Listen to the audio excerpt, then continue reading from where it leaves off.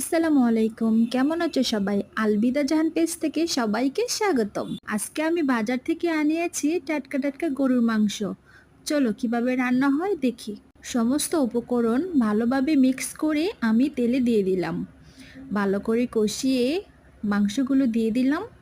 আর এই বৃষ্টি দিনে এইরকম গরুর মাংস ভুনা খেতে কিন্তু অনেক ভালো লাগে। আমার তো অনেকই ভালো লাগে। আর কার কাছে কেমন লাগে অবশ্যই জানিও।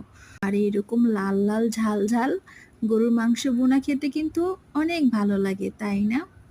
আর এই মাংস রান্নাটা আজকে অনেক সুন্দর হয়েছে, অনেক কালার এসেছে, দেখতে অনেক লোভনীয় লাগছে, তাই না? আর গরুর মাংসের সাথে ডাল না হলে কি চলে? আজকে রান্না হয়েছে চিংড়ি মাছ দিয়ে মাসকলাই ডাল, আর সাথে আছে করলা ভাজি, বেগুনের চপ। আজকে তো মজা করে আর তৃপ্তি করে খেয়েছি। সবাই ভালো থেকো, সুস্থ থেকো, আর আমার চ্যানেলটাকে সাবস্ক্রাইব করে দিও। আল্লাহ হাফিজ।